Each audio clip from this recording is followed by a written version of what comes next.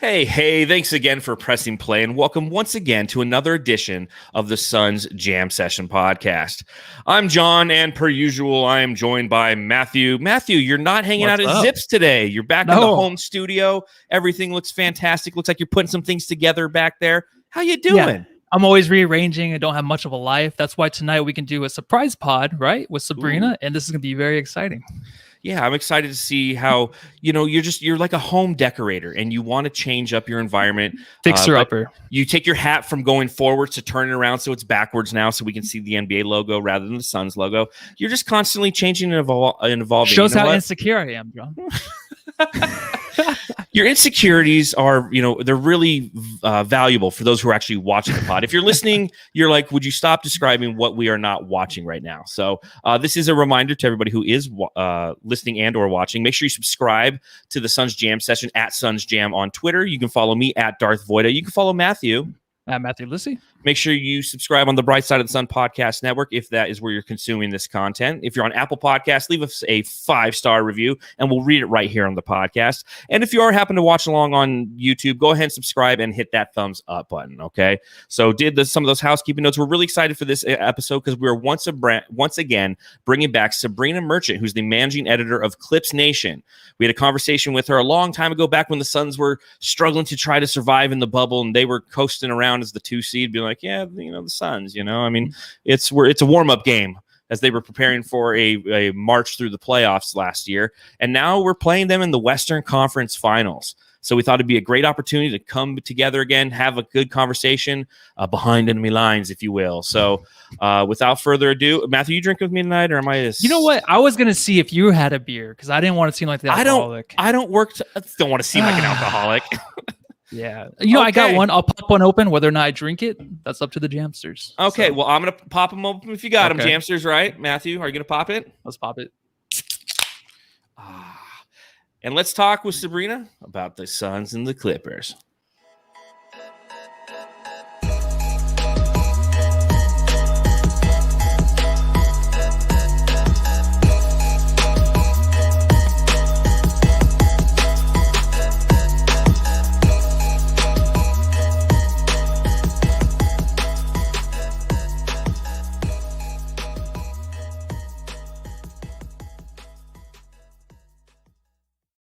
So welcome once again to the Suns Jam Session podcast to Sabreena Merchant, who is joining us from the beautiful city of Chandler, Arizona. Sabreena, how are you? And welcome back to the podcast. It's great to see you again. I am so hyped after seeing that Cedric Savalas blind man's bluff dunk. I cannot tell you how enjoyable that introduction was. Those are the highlights of Phoenix Suns moments right there. I do apologize too. Did you have a beverage with you?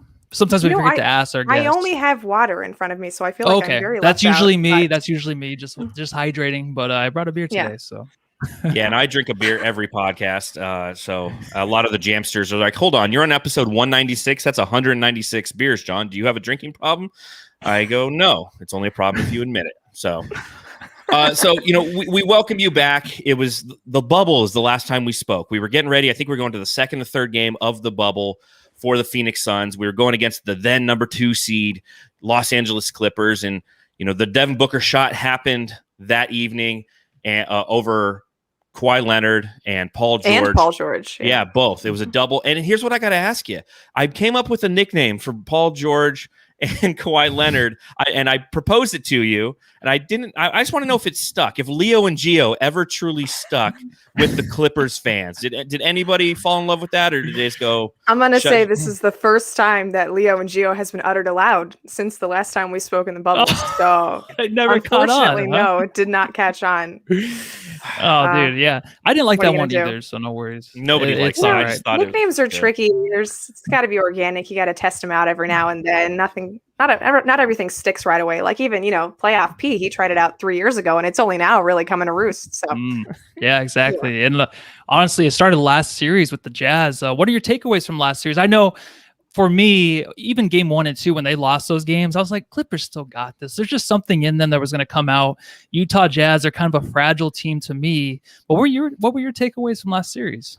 It's funny when the Clippers were doing their seeding shenanigans at the end of the regular season, let's say.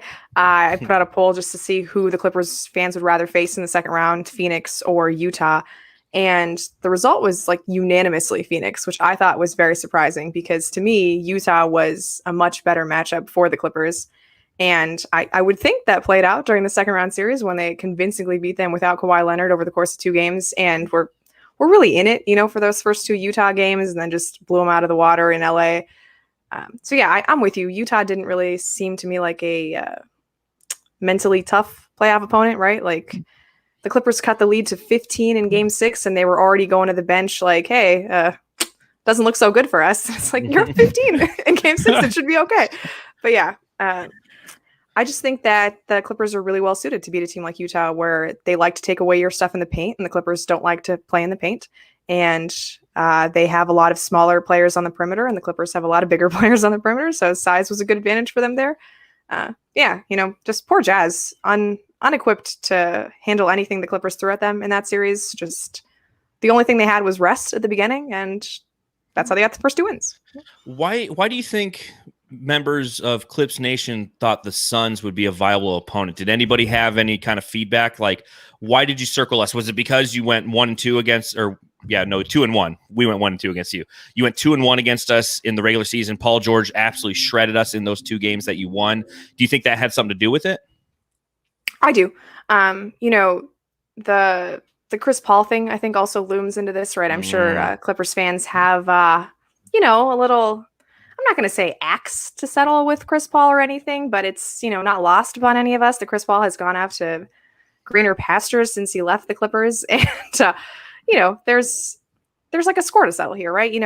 Can the Clippers get to their first finals? Can Chris Paul get to his first finals? Like, I just think that the narrative drama here is just like way too much fun.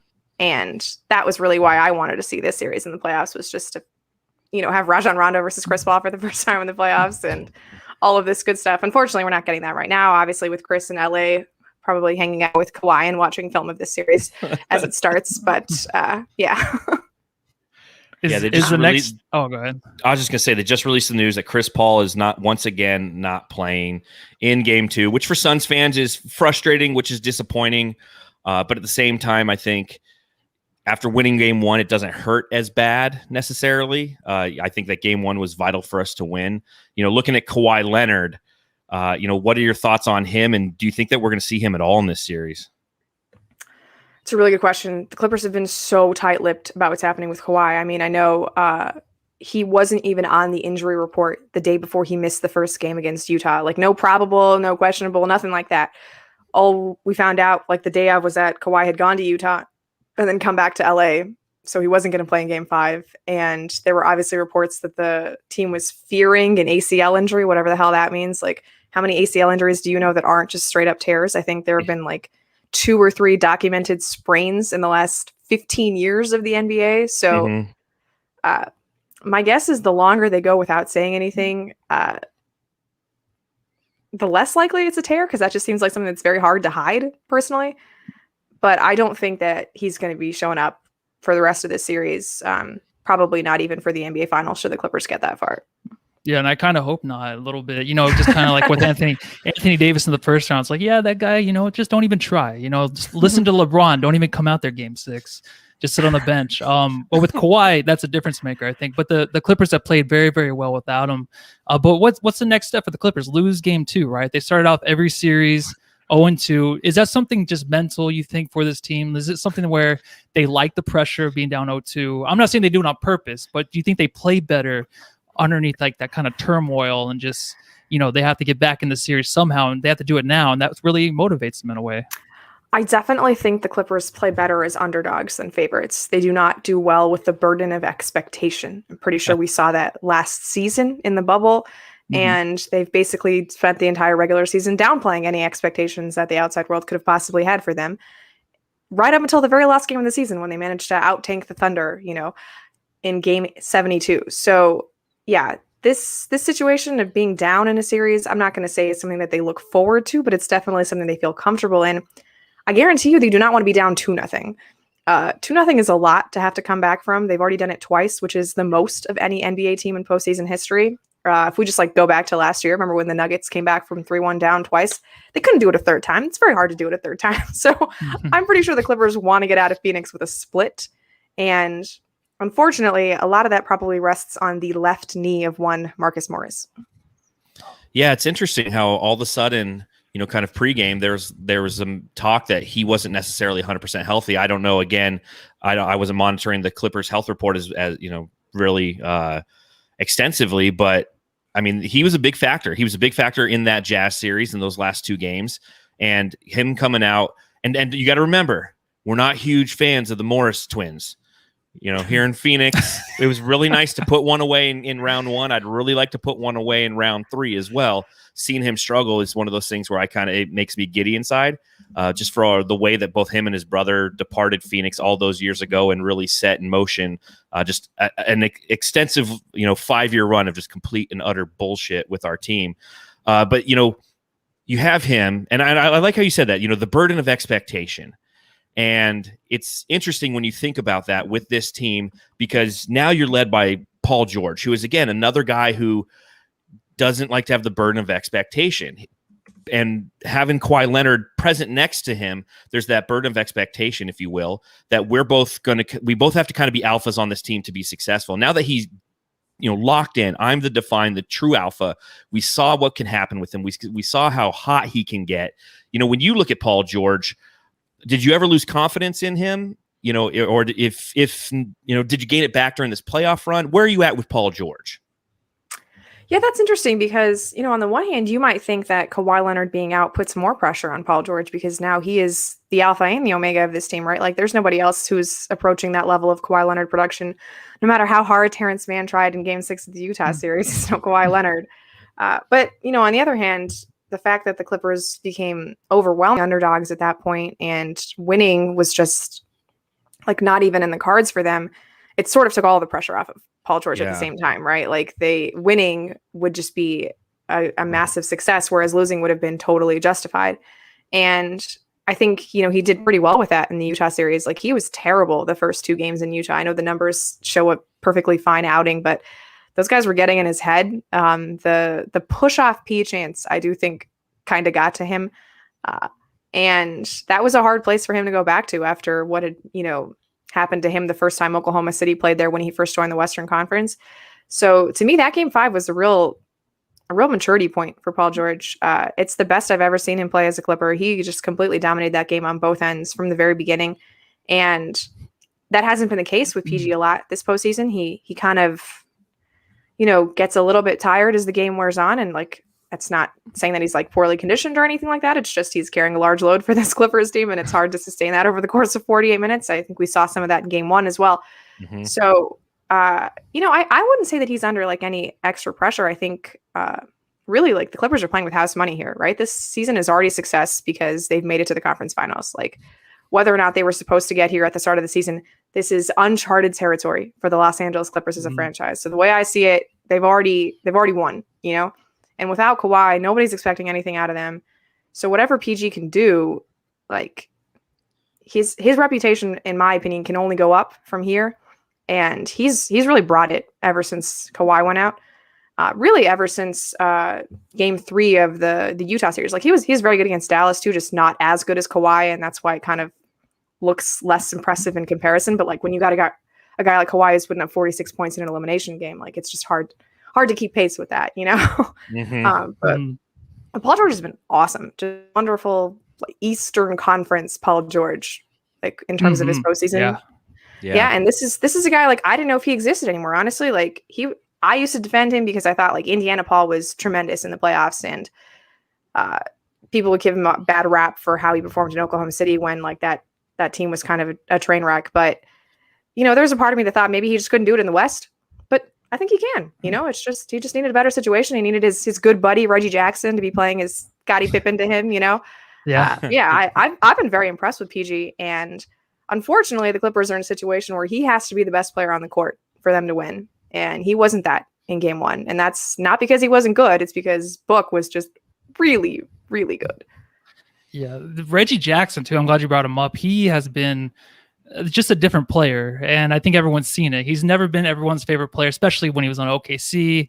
Even the fans there didn't like him. But now he's like a different player, and I love that. I love to see it. Just like Paul George actually being able to show up in these games is good for the NBA. You know, as much as I want the Suns to beat them and Paul George not to do anything and just make fun of them kind of in a way, you know how we always do. Yeah, let me write that down. You said push off P. Let me write that down. Suns fans, make sure you chant that at the next game. I thought it was really creative, honestly. Like, I was pretty impressed. It was good. Yeah. But it's good to have him back, though, for the NBA wise. But there's a lot of coaching talk with Ty Lue and how good he is doing this year with adjustments, just getting this team to the next level. I think Doc Rivers, of course, you're probably familiar with him last year. Now he's doing the same thing with the Sixers, losing the last series. So just how important is Ty Lue? And just, I feel like I don't hear a lot of talk on podcasts about coaching unless it is Ty Lue. I feel like he's getting a lot of love. And it's just, what is the difference between those two? I mean, this year he's making the adjustments. Of course, they're going down 0-2, but then they come back and win, just opposite from Doc Rivers. Is there anything that really stands out about him? Because I've been hearing a lot, but I'm interested to see what you have to say about him. You know, I think Ty's demeanor just really reflects with the rest of the Clippers. He's so even keel. Like, he does not get too high in one direction or too low in the other. He is completely smooth sailing no matter what is happening. Like, the Clippers went down 0-2 to Dallas, losing the first two games at home, and Ty Lue's in the press conference saying, like, postseason is my happy place. Like, this is what I like. I love being in these situations where you have a challenge and you have to, you know, figure out how to adjust to an opponent. Like, this is the stuff that I live for. And yeah, I'm not gonna lie, I thought it was like a bunch of horseshit, but that's what he does, right? This is legitimately Ty Lue's happy place. He loves the playoffs. I know he sort of has gotten a reputation as a guy that was just like carrying LeBron's water in Cleveland, and that could not be further from the truth, right? Like, this is a guy who figured out how to legitimately break a Clippers curse. You know, they were down 25 points to Utah in Game 6 in the third quarter and won that game going away. Like, they won that by 12 points. That was not like a close game by the end of it. And he has found a way to empower his young players. You know, Terrence Mann, obviously I brought him up earlier. Just what a performance, right? This guy is a second round pick. Doc Rivers is trying to make him a point guard last year. I think he was playing the 5 for most of the game against Utah in Game 6. Like, unreal. Ty has figured out how to unlock the very best version of Terrence. I mean, obviously Luke Kennard has been a little bit more of a mixed bag, but he's had really big moments, especially against Dallas in the first round. He was really good in earlier games against Utah. I'm sure he'll have a moment in this series against Phoenix because he's just a really capable ball handler, extremely confident shooter. And Zubac, too. Like, he's just been a much more confident version of himself under Ty Lue than he was under Doc Rivers, which is crazy considering Ty benched him to start the season. Mm-hmm. And he's still been better for Ty than he was under Doc. So, you know, that was constantly a source of criticism for the Clippers under Doc, was like they were never getting anything out of the young players. You've got 3 guys age 24 who are, I understand that's not very young, but like for Clipper standards, that's like incredibly young. This is like, you know, Generation Z stuff we're talking about for the Clippers. And then, yeah, just like that ability to never be down, right? Like, we talked about how, you know, the Clippers blew that 3-1 lead last year against Denver, and you could just feel it like starting to crumble even when they were up double digits against Denver in each of those games. Like, one bad play would happen and the air would just like leave the building, and that doesn't happen anymore, right? Like, they're in these adverse situations and they just find a way to keep coming back. Like, I think a lot about this game that they played against the Hawks earlier this season, which, you know, at the time didn't seem that special because, I mean, it was the Hawks. We're talking about the Eastern Conference finalists, Atlanta Hawks. True. And they were down 22 points in the middle of the third quarter. They basically take out the entire starting lineup. Luke Kennard, Nick Batum, Lou Williams come in and just like completely change the momentum of the game. And Nick has said several times, like, he thinks something special was born that night. And I really do believe that that was sort of a tipping point for them to realize, like, hey, we're never really out of this. Like, even though we're down 1-0 here, Marcus may be hurt, Kawhi's out, like, we still got a good roster of players. Like, we can throw in DeMarcus Cousins for a few minutes and not everything terrible is going to happen, you know? Yeah. I just think that sense of belief wasn't really there with Doc. Like, I've been watching these press conferences with Doc with the Sixers, and like, whew, belief is not something that is coming out of them, you know? No. Like, before Game 6, my guy Doc was saying, like, I think we have it, but I don't really know. Like, who says that? Yeah. someone to motivate his team, I think. But honestly, like if you look at Ben Simmons, his face is just like, I don't have it the whole time in the last game. So it's tough for those players when they don't have a coach, I guess, that believes. But and it's you know, kind of to your point, Sabrina, it's a culture thing. And Ty Lue brings that, and he's done it in the past. And the Clippers as an organization, so often they've fallen victim to those moments. I mean, you go back to even when the Suns played them back in 06, and there's kind of some of those oh shit moments. And you have when they blew that playoff lead with Chris Paul and Blake Griffin, you know, in the crowd, watching on TV, you could see those moments where the team had given up on itself. And it looks like with Ty Lue at the helm, they're not playing that game anymore. And kind of, as you mentioned, that game against Atlanta, that was almost like the Clippers version of the Orlando bubble for the Suns, where it was galvanizing to where they're like, hold on, like it's us against the world. You know, DeAndre Ayton said it recently in an article. It's like when we were in Orlando, we realized we weren't swimming with the sharks. We were the sharks. And it's a mindset that comes from the top, and if it's not being downloaded into the players, this sense of belief, then you're not going to have it. And you see that Doc just took that right over to Philly, and it's like, well, I hope we win, you know, but we could lose. Like, I mean, it's the most vanilla answer to say, whereas you have, as you've mentioned, you know, Ty's in these press conferences, like, this is my happy place. This is where I want to be. This is where we can be successful as a team. And to see them do it twice now. And, you know, again, as Suns fans, obviously we're very excited to win game one. Especially with CP3 being out, it's very vital to get that game. And given the fact that we've won 8 games in a row now in the playoffs, everybody is so hyped up, and it's like, you know, we're unbeatable. It's like, go back 2 years ago, Suns fans. Remember, seriously, like winning in the NBA is hard, and this is going to be a very complicated, complex series against a very viable opponent in your Los Angeles Clippers. And adjustments are going to be the key. And that's, again, as you see Ty Lue and how he's attacked the first 2 rounds, he's had to make those adjustments. What adjustments do you think he'll make going into game 2, knowing that there's no CP3 now and, again, no Kawhi Leonard? I'm just mentally recovering from the memory of the 2006 conference semifinals. I'm just thinking of Mike Dunleavy stepping in a cold Daniel Ewing. Okay, sorry. Sounds like you need a drink. Okay. I'll never forget that Daniel Ewing. So why was he in on that play? I'll never know, but hey, thanks. Thanks, buddy. Thanks, Dookie. I'm gonna go to my grave wondering about Dookie, aren't you? I am. Yeah, and he was a Dookie, right? Yeah, but this was pre me being a Dookie. Okay, so, okay. Yeah. You showed up and changed everything. I changed everything, yeah. Kicked Coach K to the curb, you know. Anyway, adjustments, yeah.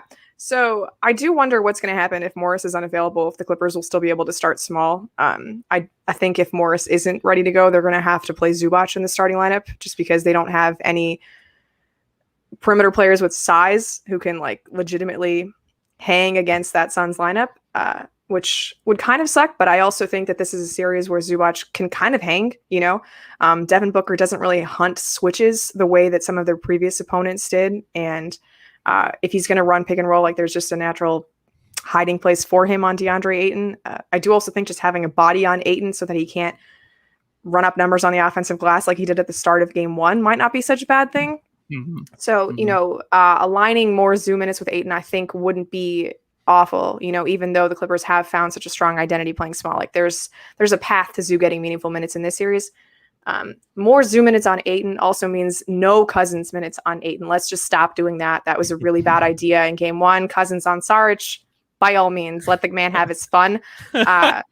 Please do not play DeMarcus Cousins on DeAndre Ayton. It's bad. That's all I have to say. It's just bad. And the less we have of that, the better. Yeah.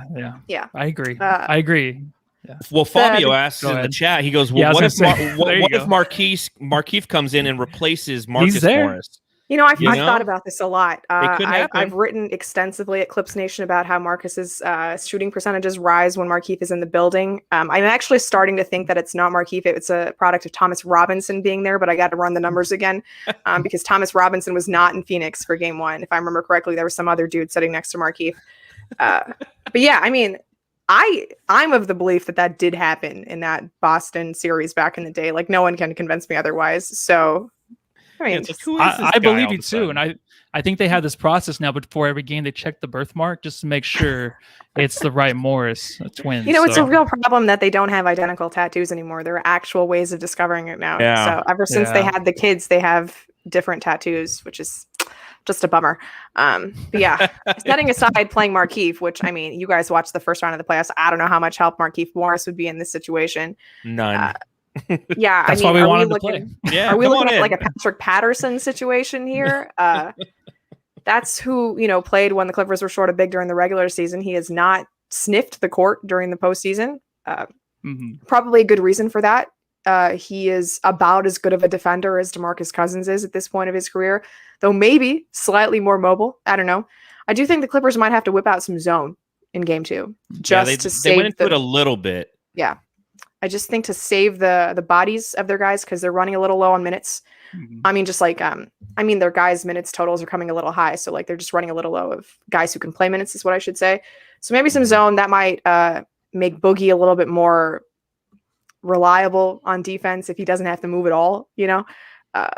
So yeah, that's something we might see. I think the most important adjustment though is like what they do with Book, because they were treating him like he was Donovan Mitchell.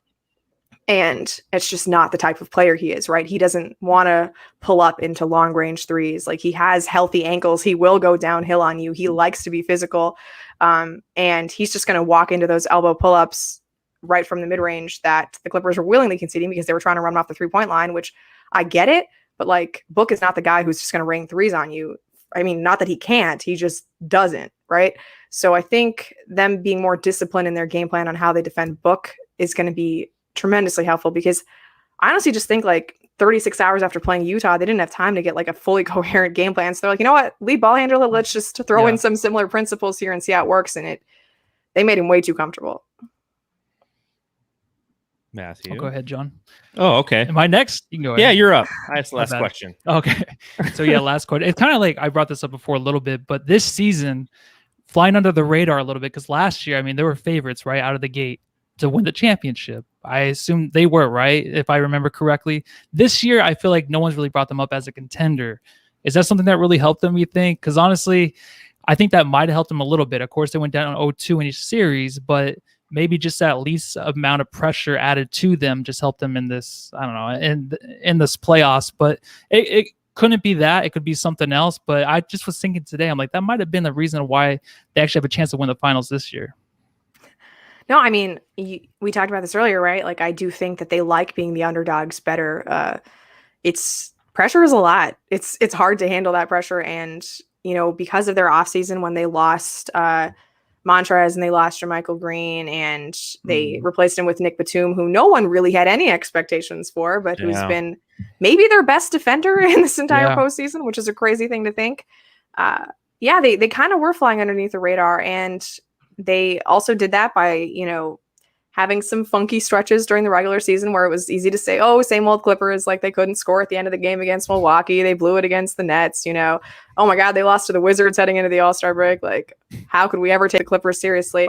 I'm not saying that was by design, but I do think it definitely helps that, the Lakers occupy so much oxygen, and Denver was coming off that high run and like, oh, everyone wants to talk about Chris Paul now, and Utah is running away with the conference. Like, them not having to be the favorites absolutely helped, just in terms of like not having to deal with that on a regular basis. Like every time somebody asked about last year, you could just see like their faces fall, like nobody wants to talk about that anymore. Nobody wants to be that team. So I do think that, like them coming into the season with a little less pressure, which I think was wrong. I said at the beginning of the season, I thought this team was better constructed for the playoffs than they were a year ago. And I feel very justified in that opinion. But for whatever reason, losing the sixth man of the year makes it seem like you're not as good of a playoff team when what championship team ever has the sixth man of the year? Like, that's just not a thing that happens.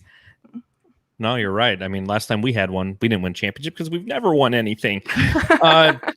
We've asked you a bunch of questions. Is there any questions you have for some Suns fans who haven't been to the playoffs in 11 years?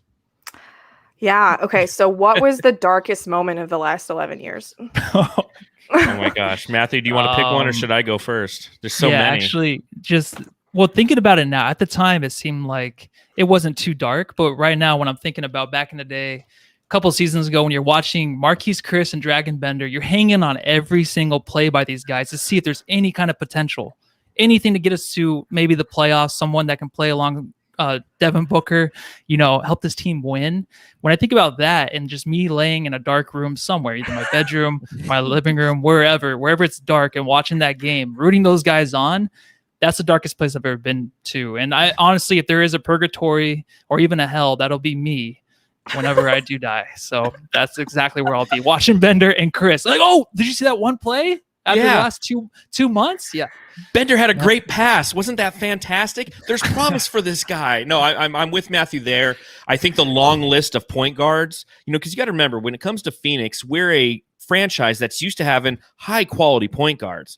Kevin Johnson, Jason Kidd, Steve Nash, Stephon Marbury in there. And then all of a sudden you're just got Isaiah Cannon and Mike James and, a bunch of guys who are just rolling out there who just is not helping Devin Booker.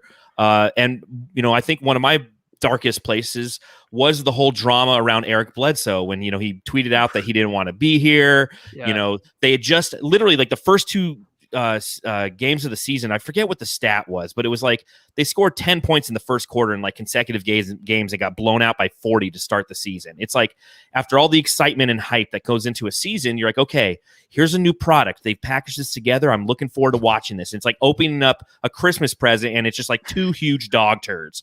And next thing you know, Eric Bledsoe's gone, coach is gone, and it's just, and then, it was a perfect personification of the last 11 years. I mean, there's so many different points. There's the whole Markieff and Marcus drama where they're calling out the organization. And when that kind of thing happens, it negates any opportunity for success in the team's long-term future, because the culture around the NBA is don't go to Phoenix. They don't treat their players well. Yeah. So and you're getting pennies on the dollar. In both Bledsoe and Marcus Morris, it was pennies on the dollars because they held all the leverage relative to trades. So it's not, you didn't even get anything back. I mean, Eric Bledsoe, who'd he get? Monroe. What was his first name? Greg Monroe. I think I got Brandon Knight. No, Brandon Knight we already had because we had that was before, I think. Yeah, we had 27 point guards then. That's back we had when all the Knights. We had Brandon Knight. Yeah. So I mean, it was just we got nothing back in return. So so frustrating. In happier point guard news, I do actually want to know what the hell happened to Cameron Payne. Where did this come from? Monty Williams. This is culture. Again, we go back to culture. Cameron Payne is somebody who has a relationship with Monty Williams, who is probably my, it's early to say. It's obviously his second season here, but he's probably my favorite head coach in Suns history because of the culture and what he's done to really turn this around. Paul Westphal was great back when I was a kid, did a great job with that team. But by 95, everybody wanted him out of here because they just couldn't get past the Houston Rockets. He made some bad coaching decisions. Mike D'Antoni, everybody really liked because he was that run and gun. I'm going to change the NBA, but he ran his players into the ground. You talk about coming back from 3-1 or down 0-2. You go back to some of those series where it's a 7-game series, So by the time we have to play the San Antonio Spurs in the Western Conference Finals, we're so beaten to the ground. He's no, we're only playing 7 guys. So I was never a big fan of him. So then you have Monty Williams who comes in here and he just, you talk about saying the right things. He says all the right things. He develops this culture with this team that is just impenetrable. And then you have Cameron Payne come in the bubble last year and just look amazing. And, this guy's a cast off. He's the guy who was drafted in between Devin Booker and Kelly Oubre. And, you look at that draft class and there's also Frank Kaminsky in the background. It's like the entire Suns team at one point. And he had promise. He had a couple injuries, was playing overseas, playing in the G League. And there's a couple of really great pieces on Bright Side of the Sun about his journey and how he, when he went to the G League and played for the Texas, I forget what their name is, Texas Revolution or something. Legends. There you go. The Texas Legends. How he realized he's listen, I have to ball out every night. I don't care what, how many people are in the crowd, what the outcome of the game is going to be. I just got to put it all out there on the floor because this might be my last chance. Monty Williams gives him a call. He shows up to the bubble. He plays out of his mind. And that was one of the main concerns coming into the season. Who's going to be the backup to Chris Paul? Because we saw bubble campaign, but we don't know if that's going to translate to the season. And he continued to bring that energy and was instilled with empowerment by Monty Williams to be that guy. I don't need you to be Chris Paul. I don't need you to be a distributor setting high pick and rolls and trying to pick apart an offense. I need you to be Cameron Payne. And when he got that level of empowerment and was a part of this culture and a part of this team, he just has continued to blossom. So it's been a hell of a journey seeing him here, and he's exactly what this team needed. And you can also throw James Jones out there too, because honestly, yes. Executive of the year, James Jones. Yeah, at the trade that deadline was too. So cute at the game when I didn't even get to see that yet. And honestly, oh my gosh, it's adorable. Yeah, like they basically just told him that his kids were going to be there for a Father's Day presentation, and like they turn around the jersey and it says Executive of the Year. It was oh my god, it was great. Well done, Suns. Yeah. But yeah, he honestly, and one thing at the trade deadline is, who are we going to get rid of to add better pieces? He didn't do anything. He has a lot of trust in these players. Of course, we had a Chris Paul over the offseason, got rid of Kelly Oubre and Rubio. But besides that, you're going to do that. Any executive, any GM is going to make that trade. But he believes in these guys to come on the court, to do their job. Campaign, if you can see it on his face too. He doesn't want to leave the floor ever. He exhausts himself every night. And that's just something they believe in, man. I think that goes a long way, especially when you see like the Celtics, Danny Ainge, what he did with that team, just shredded it to pieces over and over again.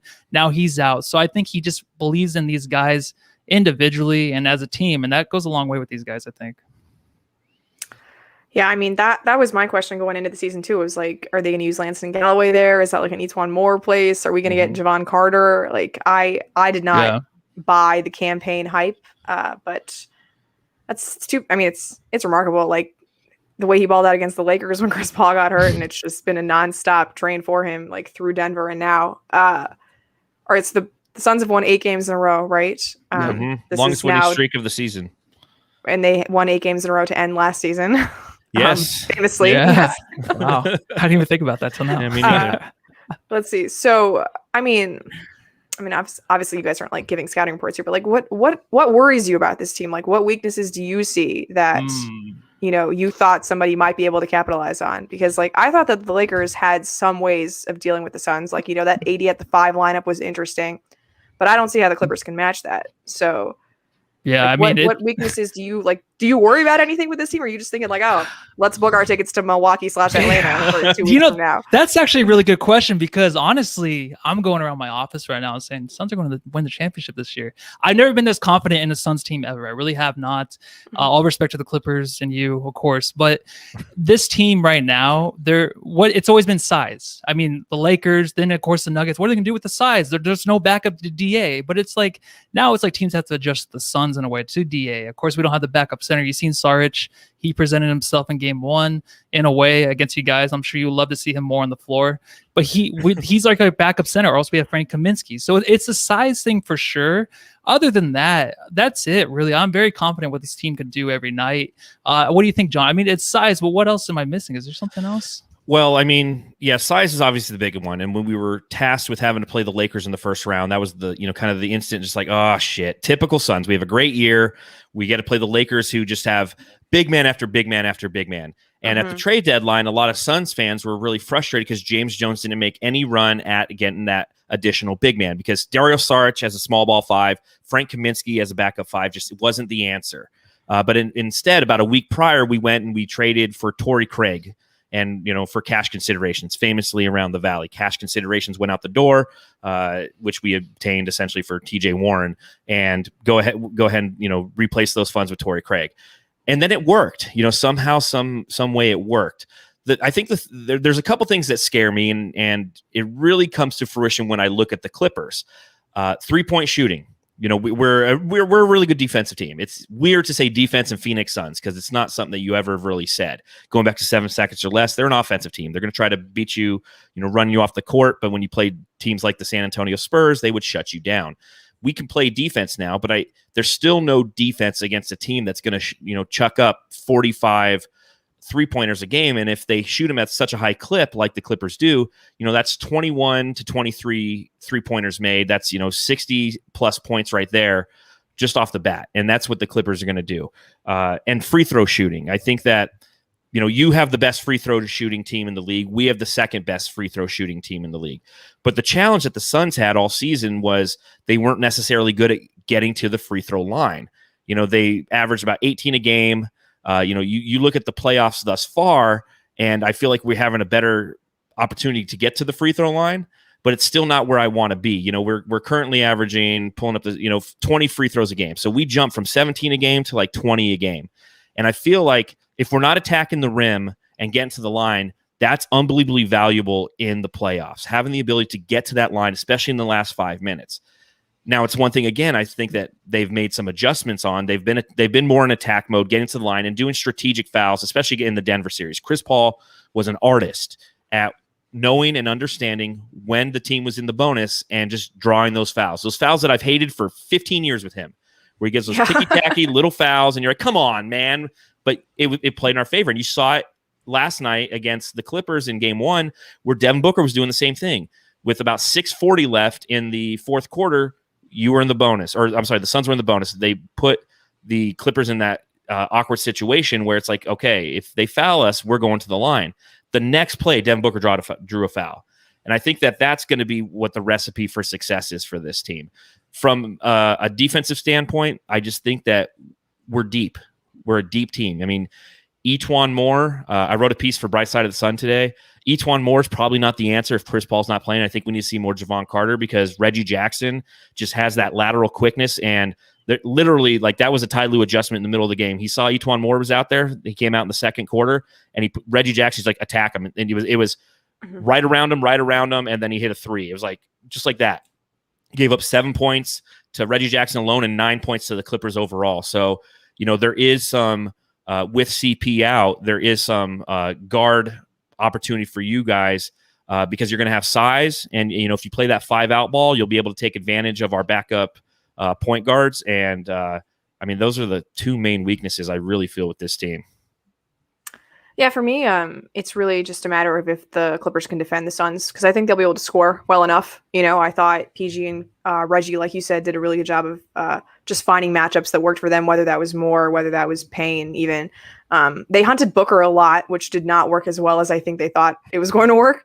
But there's enough matchups that I think Paul likes. It just that requires a lot of work, to just continue to bully your way to the paint every single time, especially when you're the best perimeter defender on the other end now that Kawhi's gone. So, well, yeah, and to me, it's so a defensive question. Yeah. And you're in LA. What are your thoughts on Devin Booker? Because, you mean Kendall Jenner's boyfriend? Yeah, that guy, I mean, but he is some people have Bibles at their house. Like everyone here, that's like photo albums of Booker in Phoenix. Like they love this guy. They have for years. It's ride or die with Booker. He's never said the wrong thing. He's always been like, I want to bring this city a championship. Although Stephen A. Smith might go on ESPN and say he needs to go to New York. It's like he's never hinted at that or anything. Draymond Green said it too. He did it too. Yeah. Everybody says it, but it's never come from Booker. From the outside looking in, what are your thoughts on Devin Booker relative to his development and who he is in this playoffs, in his first playoff run? Yeah, so honestly, I did not give Book much thought for the first 3 years of his career, just because it was hard to give the Suns much thought. I apologize. It's okay. There's a lot of teams in the league. This isn't like the W where I could focus on all 12. Like you got to pick and choose when there are 30. So, I do think that once he made the All-Star team last year, it's sort of when I started paying attention, because making the All-Star team in the West is just like a freaking gargantuan effort. Like nobody makes the All-Star team in the West. You've got like 9 legacies, and then everybody else is just fighting for a spot. So that to me was really the turning point, when it's like, okay, well, I knew he could score. Obviously he came out of Kentucky with this like perfect jump shot. And I sort of had it in my head that he was a shooter, right? Because that's what he did when he was in college. And even though he's excellent shooter, like that is not his game at all. Like, he just does such a good job of getting downhill. And that's really when I started to fall in love with his game, was in the bubble. Like, he hits that shot obviously over the Clippers. It's, much bigger deal for him than it is for the Clippers, but it is what it is. And it's just hard not to notice everything he's doing, right? Like there was this one play in the bubble where I noticed that, like, Ayton gets a stop on one end, like a block. And instead of, Book pushing the tempo and getting an easy fast break bucket, when like the floor was clear for him to do so, he waits for Ayton to run the floor so that he can reward him, with a bucket on the other end. And I'm just like, okay, well, these are the kind of things that like show that he knows what he's doing, right? He's not just gunning on the court. Like, he knows how to run a team. And like, I do believe that he would have naturally made that progression anyway, but it's just unbelievably helpful to have a guy like Chris Paul who takes care of all the little things, so he can just be the off-ball guy, obviously. But in LA, I mean, we love our celebrities, I got to tell you. And there is a storied history, really, of the Kardashians elevating NBA careers in Los Angeles. Like Lamar Odom was never the same after leaving Khloe. So is he alive still? Yeah. Lamar Odom? He is? Okay. Yes. I don't know. He's usually in a parking lot, like laying down somewhere. It's damn brutal. I'm just saying. I mean, it could have happened to us too, John. It could have happened to us. I didn't date a Kardashian. Booker affects us truly. He does. Yeah, no, so. I do think that there is a genuine love for Book in LA, honestly, because he's got, that the Mexican blood, right, which definitely runs deep in Los Angeles, and he is got the celebrity in him, which we respect. It's hard to carry celebrity and perform on the court. Like that, those two things don't always run in hand to hand. Usually one goes a little lopsided in the other direction. Yeah. So yeah, Book has been very impressive. Like I said, the Clippers made it a part of their game plan to attack him on defense at the start of the game. And they had 21 points in the first quarter. Like it was not working the way they thought it would. I do wonder if they would just be better served by like attacking Ayton more often and, spreading him out a little bit, making him try to defend on the perimeter, which really didn't happen even when they were playing small. So yeah, I would say all the respect for Book. I mean, like, especially from like the Lakers side of things, like what LeBron called him the most disrespected guy in the NBA, like that actually holds weight in LA. I definitely think so. So yeah. Yeah. His game is so, it's physical. He has the ability to back down. He's 6'5", 6'6" on a good day if the hair is really poofy. And the way that he can back down and plays that physical game down on the block is another aspect of his game that not a lot of people necessarily respect or notice. And as it's been really fun to see the national media kind of be like, oh shit, this guy. Because you got to remember, he's made the All-Star team twice, but never was voted onto the team. He was a replacement for Dame Lillard last year, and he was a replacement again this year. So, I think all those little things kind of fuel him to just be the best version that he can be. And one thing that I do love in this series is he's going to have the opportunity to return to the house that Kobe built. Because he went off in Game 6 against the Lakers, and as he's walking off the court, wasn't that insane? Like we've never seen it. Two things that have kind of been like a running joke with Devin Booker through the years. It's like he could never get past 6 made 3-pointers in a game. For some reason, he'd made 6 like 8 different times, but never got to 7. And he's never had a career or a triple double. And in that Game 6, he had like 9 made 3s or 8 made 3s, and 6 of them in the first quarter alone. The first quarter, yeah. It was fantastic. And then he has the triple double yesterday. So it's like all these things that we've been like, come on, Book, you can do it. Just meaningless little things that you kind of notice as a fan. He's putting together in this playoff run, which is just unbelievably impressive.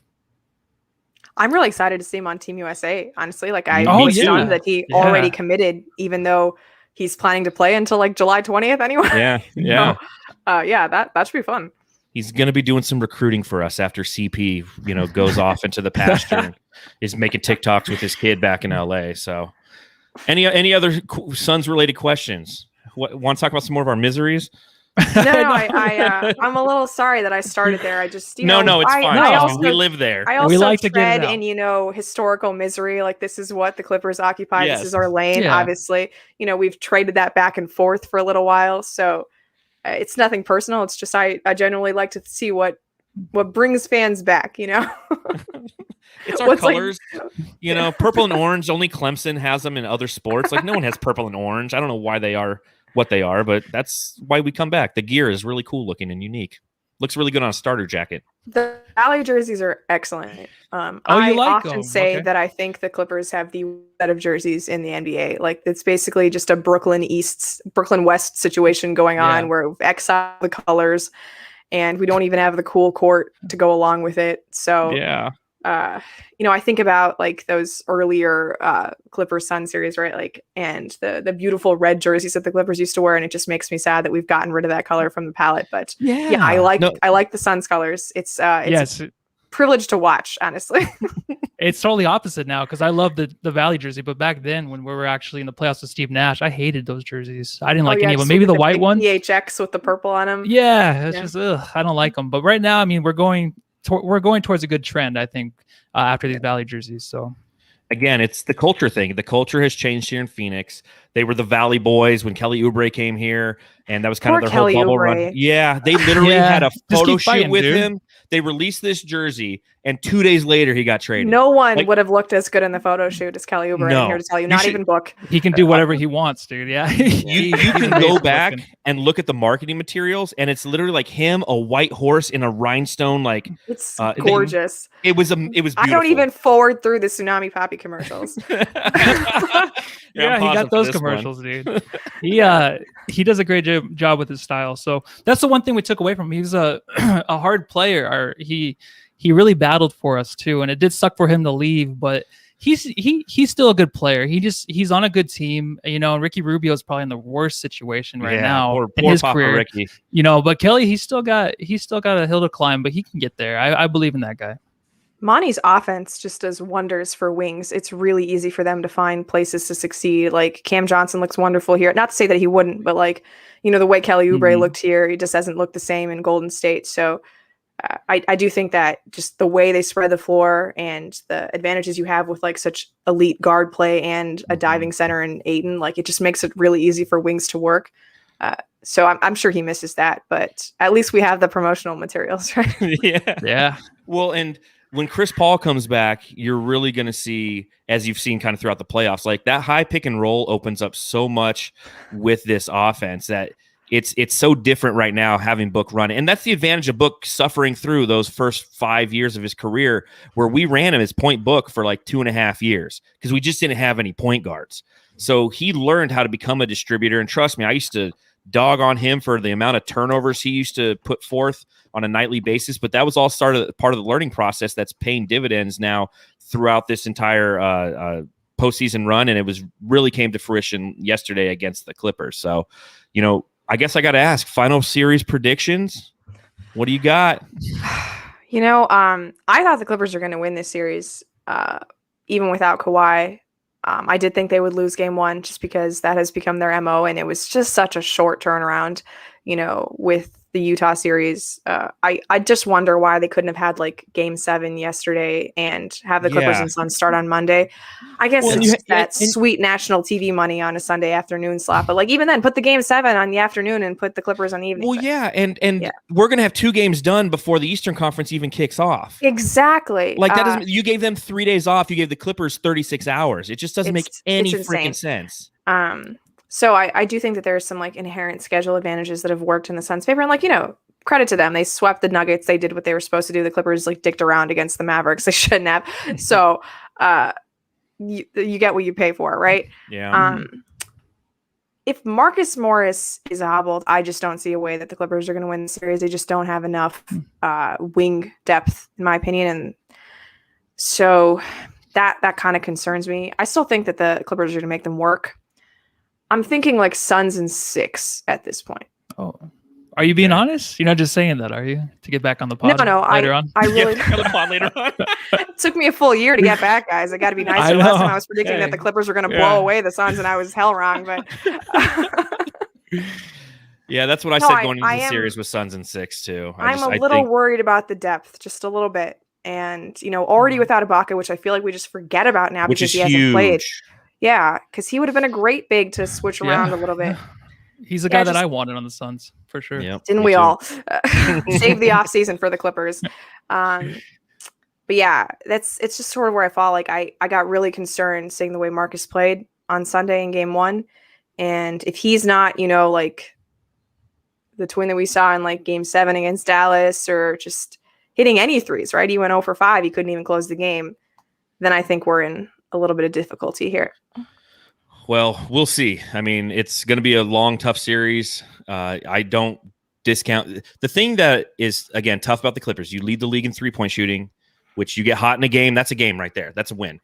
I mean, they put up 20 in game 1. 20. It's still lost. I know. So, Go Suns. Go Suns. Yeah. But still, it's, you know what? We've sucked for so long. It's so nice to just win basketball games. But it's, you have the same thing that the Suns have, is you have wings, which I think are so valuable in this league. And you can stretch the floor and you can do a lot. While some teams are playing checkers, you look at the Sixers, you look at the Bucks, those are teams that are kind of playing checkers because they're interior. They're like, okay, we have to score at the rim.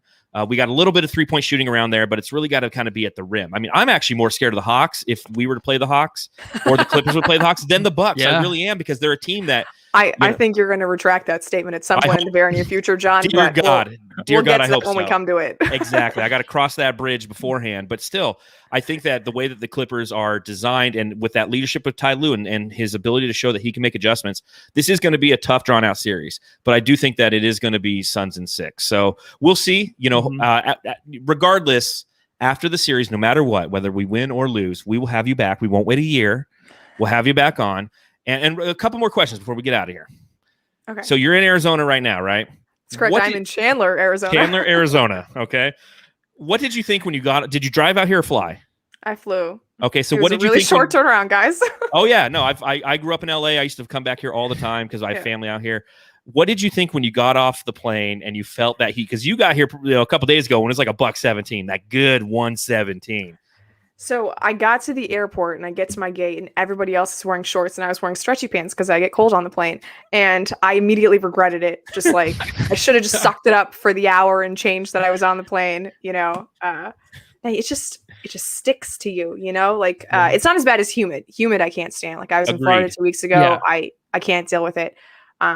This one at least you just like down some water and you feel a little bit better. Like I can't even count the number of water bottles that I've gone through in like the last day and a half. It's crazy. Get that Pedialyte. You ever try Pedialyte? It works. That's what I drink out here in the summers.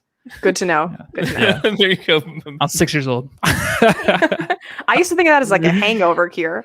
It is, but it is. It helps when you get older out here in the sun. It helps me a lot. So just saying, when you're dying, just be like, I wish I had a Pedialyte. You're gonna regret it. God. If I end up coming back for Game 5, I will keep that in mind. Yeah, okay. and again, don't wear the stretchy pants on the plane because I mean it is. Everybody always likes to say, "Well, it's a dry heat." I'll tell you what, my oven's a dry heat, and I don't hang out in there on the weekend. Yeah, I'm in shorts when I hang out in my oven. I don't wear the stretchy pants. So, and are there any other questions about just Phoenix in general? Why we got you here? I actually spend a lot of time here. You've got family, so. I'm here, every now and then. It's just one of those trips where I probably won't be going outside that much unless I'm at the Phoenix Suns arena. So, take it for what it is. I was trying to think if there's any good recommendations that I can give you in Chandler, Arizona. Downtown Chandler is actually pretty fun. Matthew, that's where he always likes to go for his birthdays. So there's some good spots down there. But again, there's a great Peter Piper down there. Yes. Okay. Yes. You get Pedialyte after you got the Pedialyte, you got the games, you got the cheap pizza. Sometimes goodie bags. Depends how good you are. It's always tough this time of year. It's like you can't really go out and do anything because it's too hot and you don't want to drink because the worst thing to ever have in the summer is a hangover. I don't know how I grew up doing it when I was like a teenager / 21-year-old. The things that you can do when you're 20, it's insane. Unbelievable. Go to work drunk the next day. Like that was the thing. Yeah, that was the thing. If I did that, if I did that now, I would be fired. I'd be passed out somewhere. Yeah, probably in a parking lot like Lamar Odom. Yep. Oh God. Lamar. And with that. On that note, again, we thank you, Sabrina, for joining us here on the Suns Jam Session podcast. Would you like to let everybody know where they can follow you? Yeah, absolutely. You can follow my work on Twitter at SabrinaJM. I'm covering this series on the Clippers perspective at ClipsNation.com. And if for some reason you have any Mercury fans listening to this, I have a cool WNBA sideshow, a YouTube show called The Step Through. So Google that and watch us every week. Heck yeah. Just really quick on the WNBA, I feel like they're really coming up. They try every year to get more fans involved. And I think this is like a breakthrough year. It really feels like it. And I mean, what is the difference? Just really quick, because I feel like, Skylar Diggins, she's doing the post-game shows, the pregame shows with the Suns. But there's just more of a face now to the WNBA. Of course, we had Diana Taurasi here, but no one used to really go to the games, but I feel like they are now. I think it's really picked up. Do you know what the difference is? I think it's just exposure. It used to be so hard to watch a game on television, and now you've got so many more on ESPN, easy to find on CBS and all these channels. Really, I remember growing up wanting to watch the Sparks, and it was easier to go to downtown and watch a game than it was to pick them up on my television. And now it's just they're available to watch, and it's a good product. So if it's on TV, people are going to watch it. That's simple as that, huh? What it is, yeah. For my simple ass, yep. Yeah, you simple ass. Hey, and I got to say, You talk a little bit about the Valley jerseys. Those new Phoenix Mercury jerseys are insane. They got the PHX, they have the X for the X Factor because that's what they call all the fans for the Mercury. Exactly. They look amazing. And again, you got Diana Taurasi, Brittany Griner, you got 3 Olympians on your team. Yeah. And Skylar's now one. And, she's been doing a lot of post-game shows with the Suns local, and she just hearing her talk ball is just fantastic. So that clip where she broke down like how Chris Paul runs the pick and roll, one of my favorites. Yeah. Yes. So again, that's a great opportunity for people who are listening to the podcast. Make sure you follow Sabrina there for a lot of quality content. So on that note, we're going to get out of here. Again, you can follow our show at Suns Jam on Twitter. You can follow me at Darth Voida. You can follow Matthew on Twitter at Matthew Lissy. And on that note, Matthew, got anything else for the folks to say before we get out of here? That's it. Thanks, Sabrina. And everyone go home and love your family. Oh, and by the way, Sabrina, watch this clip that we're going to play. You liked it at the beginning. Wait to see our last one on this one. Go Suns.